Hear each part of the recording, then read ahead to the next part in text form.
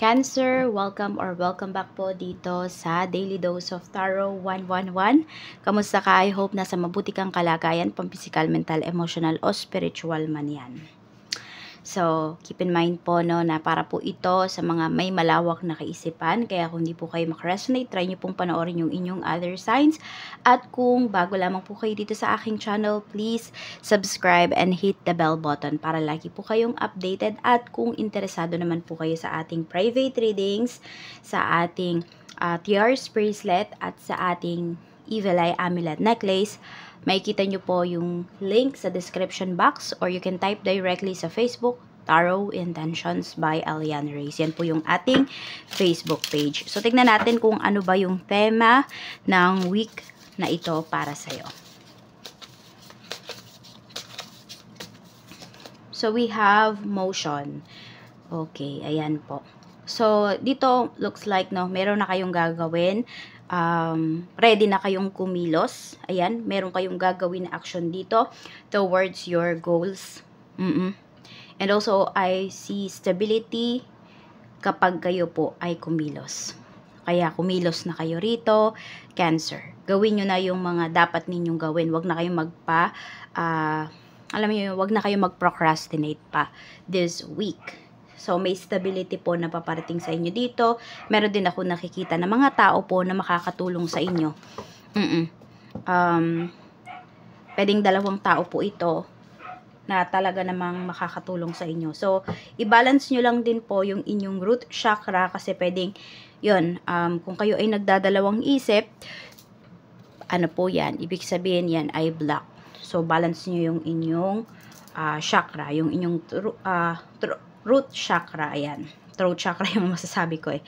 So, kung gusto nyo naman po, ayan, yung ating tears bracelet, nakakapagpa-balance po yan ng chakras ito.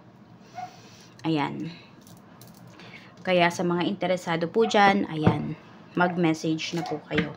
Tingnan natin, malakas na positibong energy para sa'yo this week. We have 5 of Cups. Okay, merong tao dito na sabihin natin babawi po sa'yo. So, positive yung energy niya na yan kasi makikita mo na nagsisisi na po yung tao na yan at yun nga, babawi talaga siya sa'yo. So, kung ano man yung i-request mo sa kanya, ano man yung sabihin mo sa kanya, tatanggapin niya yon. So, positive yung energy niya na ito kasi natatauhan na siya dun sa mga ginawa niya sa'yo. So, tignan naman natin negatibong energy na paparating. We have 3 of Swords. Ingat lang po kayo rito kasi may disappointments, may heartbreak para sa inyo. Kaya ito pwedeng manggaling po ito sa taong mahal po ninyo. Okay. So, pwedeng may disappointments pa rin kayong maramdaman. Pero nandun yung energy na bumabawi yung tao na yon. So, let's see. Pagdating naman po sa, ayan, ano pa ba yung mensahe para sa'yo? Kuha pa tayo dito pala. We have wants you back. Okay, so may tao nga po talaga na babawi sa'yo rito, Cancer. I don't know kung nababanggit ko ba yung zodiac sign ni Leo. Okay, malakas kasi yung na-feel ko dito na energy ni Leo. So, yung iba po sa inyo could be malakas yung Leo sign o yung Leo energy kasi pwede po na nasa ano nyo yan, nasa ibang sign nyo po yan. O kaya naman marami kayong Leo sa inyong natal chart. And for some of you po, pwedeng Leo yung kadil ninyo na gustong bumalik kayo dito sa buhay niya. So, kaya pala may babawi sa'yo rito. So, pwedeng nagkaroon ng third party. At yun yung pinagsisisihan ng taong to. Kaya tingnan mo, may binubuo siya rito. Ito, siya yung sumira, siya din yung bubuo doon sa relationship or doon sa gap na nangyari sa inyong dalawa. So, may tao po dito na gusto kang bumalik sa buhay niya. Kaya nga po, ayan talaga, no? Gagawa talaga ng action yung taong to. Kakausapin ka niya, ipiplease ka niya. Tignan po natin. Pagdating naman sa kaperahan, kamusta? Kaperahan, trabaho, business. Let's see. Kamusta po, spirit guide?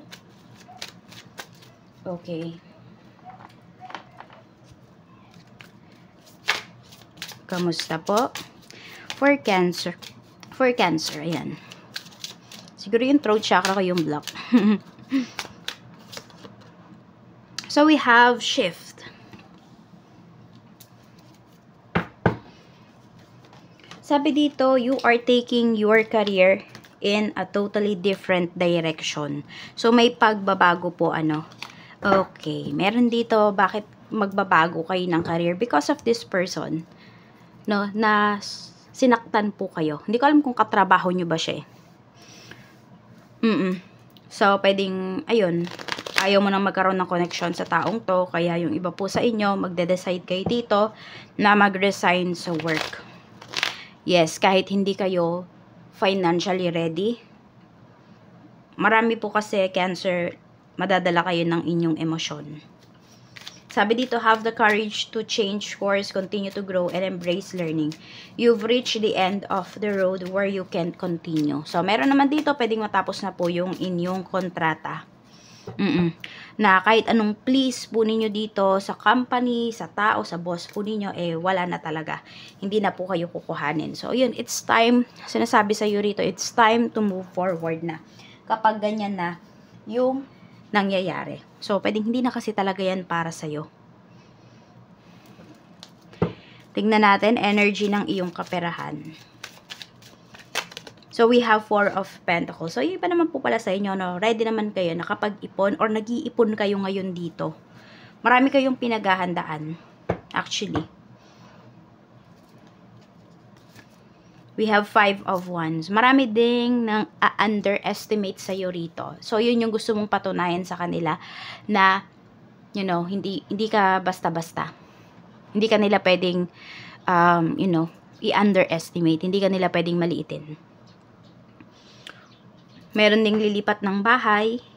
Ayan po, ang pinapakita. Kasi it's either gusto nyo nang takasan to, gusto nyo nang alisin to sa life ninyo. Kahit sabihin natin na ipiplease pa kayo ng taong to. Lumalayo na yung iba po sa inyo. Tingnan natin, okay naman yung inyong kaperahan, kasi ayan po, dati hindi kayo nag-iipon, ngayon nag-iipon na yung iba sa inyo. As much as possible, ayaw nyo na nauubusan kayo ng cash. Ayaw ninyo na walang laman yung bulsa ninyo, yung wallet ninyo.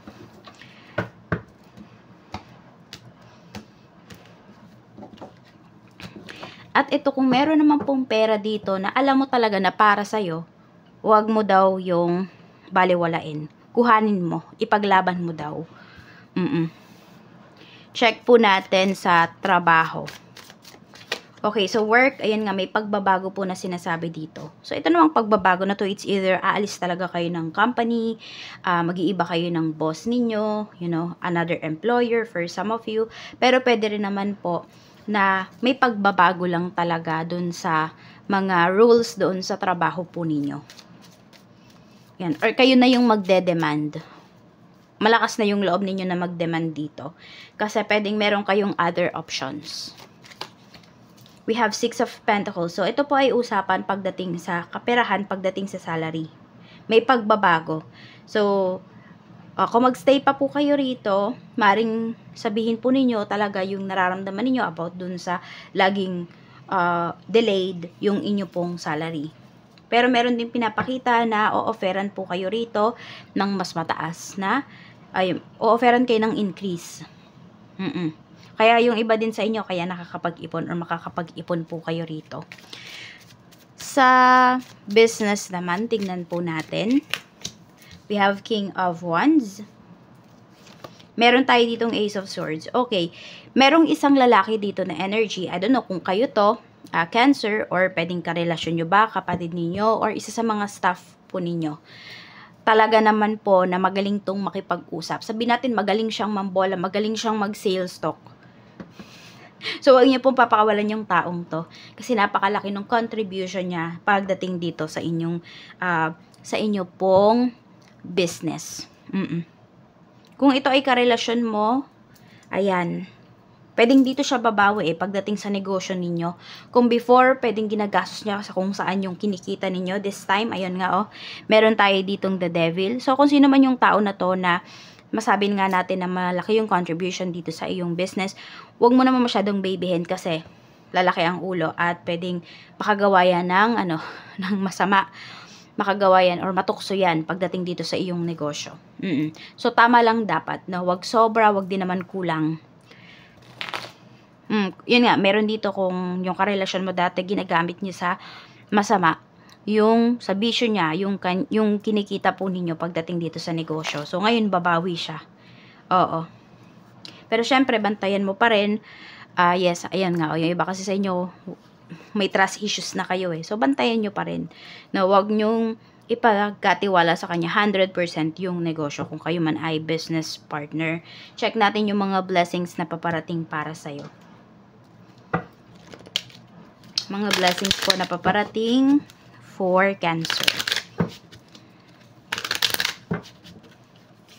So, meron tayo ditong church, temple, and mosque.